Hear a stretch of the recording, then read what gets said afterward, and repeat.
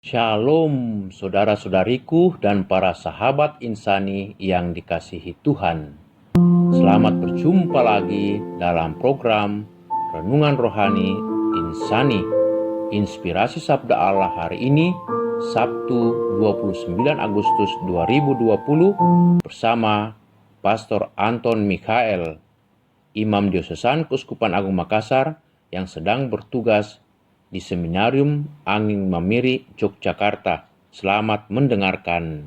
Shalom saudara-saudara yang terkasih, salam jumpa dalam Inspirasi Sabda Allah hari ini, Sabtu 29 Agustus, pada pesta wafatnya Santo Yohanes Pembaptis. Mari kita mengawali dengan berdoa. Dalam nama Bapa dan Putra dan Roh Kudus, amin. Bapa yang maha baik, kami bersyukur untuk rahmat yang kami terima daripadamu. Kini kami akan renungkan sabdamu. Hadirlah bersama kami, semoga sabdamu menginspirasi seluruh perjalanan hidup kami sepanjang hari ini. Demi Kristus Tuhan dan Juru Selamat kami. Amin. Sabda Allah yang akan kita renungkan dari Injil Markus bab 6 ayat 17 sampai 29. Sekali peristiwa, Herodes menyuruh orang menangkap Yohanes dan membelenggunya di dalam penjara berhubung dengan peristiwa Herodias, yakni karena Herodes telah memperistri Herodias, istri Filipus saudaranya. Yohanes pernah menegur Herodes, "Tidak halal engkau mengambil istri saudaramu."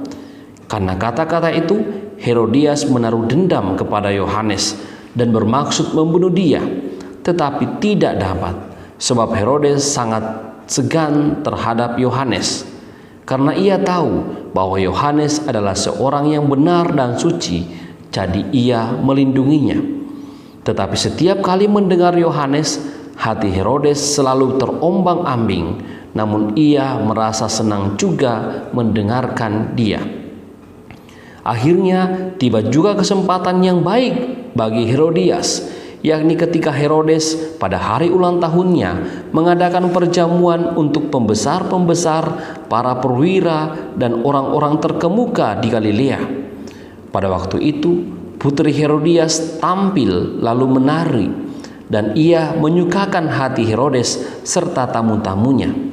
Maka Raja Herodes berkata kepada gadis itu, "Mintalah daripadaku apa saja yang kau ingini, maka akan kuberikan kepadamu."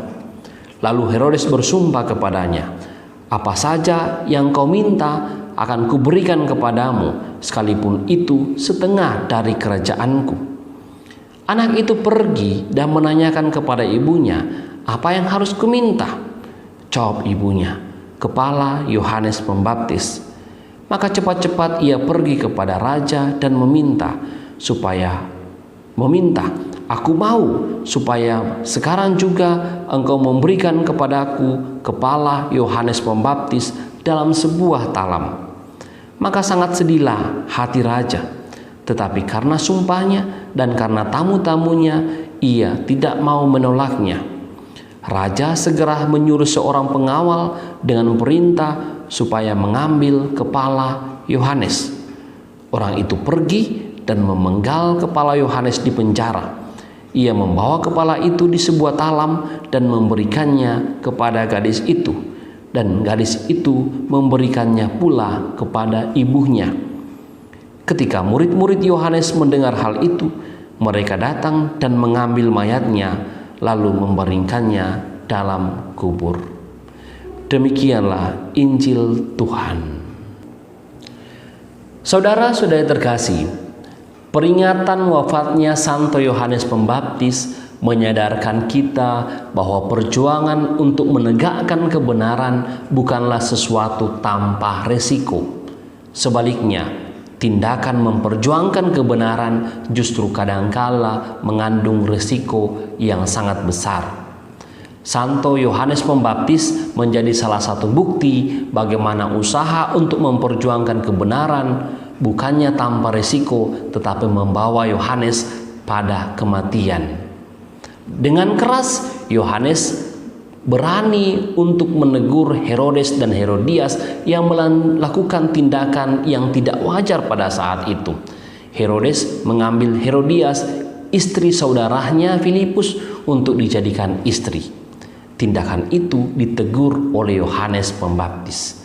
Akhirnya teguran itu, tindakan melawan ketidakadilan atau tindakan melawan tindakan amoral saat itu, akhirnya membawa Yohanes pada kematian. Kita bisa mungkin mengandaikan, seandainya Yohanes mendiamkan saja kejahatan yang dilakukan oleh Herodes dan Herodias, maka Yohanes tidak akan dipenjara dan tidak dibunuh. Namun tindakan itu tidak dipilih oleh Yohanes. Sebaliknya, ia menunjukkan ketidaktakutannya untuk menegur perbuatan yang menyimpang dari Herodes dan Herodias. Maka saudara-saudara yang terkasih, apa yang dapat kita renungkan dari bacaan hari ini? Bagaimana dengan pilihan hidup kita? Pada saat ini, kita banyak menjumpai situasi di mana orang sering menjatuhkan sesamanya. Ketidakadilan di mana-mana. Kita banyak menjumpai orang menghalalkan banyak cara untuk mencapai tujuannya. Melalui kisah hidup Santo Yohanes Pembaptis, kita diajak untuk berani menegur ketidakadilan, berani memperjuangkan kebenaran, berani untuk melawan kejahatan yang ada di sekitar kita. Mungkin karena tindakan kita memperjuangkan kebenaran, kita akan kecewa, sakit, dikucilkan, dan sebagainya. Tetapi bukanlah ini halangan. Justru resiko-resiko ini dapat dipandang sebagai kesempatan untuk menunjukkan iman kita. Kisah Santo Yohanes mengajak kita untuk mengerani, menghadapi resiko apapun dalam memperjuangkan kebenaran. Dan keyakinan ini membuat kita juga tampil ke depan untuk senantiasa mau mengatakan tidak pada ketidakadilan, mengatakan tidak pada kejahatan.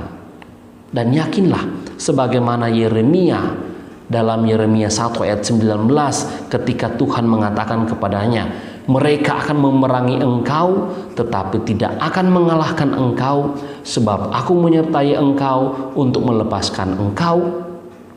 Keyakinan iman seperti inilah yang harus menjadi dasar spiritualitas kita untuk tidak takut melawan ketidakadilan. Semoga saya dan Anda pada peringatan Santo Yohanes Pembaptis ini membuat tekad yang kuat untuk mau mengatakan tidak pada ketidakadilan, berani memperjuangkan kebenaran. Semoga demikian. Marilah berdoa. Bapa yang Maha Baik, pada peringatan Santo Yohanes Pembaptis ini, kami Kau ajak untuk berani melawan kejahatan, berani melawan ketidakadilan. Bantulah kami ya Tuhan. Semoga kami pun sebagaimana Yohanes Pembaptis berani mengambil resiko untuk memperjuangkan kebenaran. Demi Kristus Tuhan dan Juru Selamat kami. Amin. Dan semoga saudara sekalian diberkati oleh Allah yang Maha Kuasa, Bapa, Putra, dan Roh Kudus. Amin. Terima kasih saudara-saudariku dan para sahabat insani yang dengan setia mendengarkan sabda Allah. Saya, Pastor Marcel Lolotandung, mengucapkan berlimpah terima kasih kepada Pastor Anton. Semoga Pastor bersama dengan rekan-rekan imam dan para frater serta para penghuni Seminarium Angin Mamira Yogyakarta senantiasa diberkati Tuhan dalam setiap aktivitas dan pelayanannya. Amin.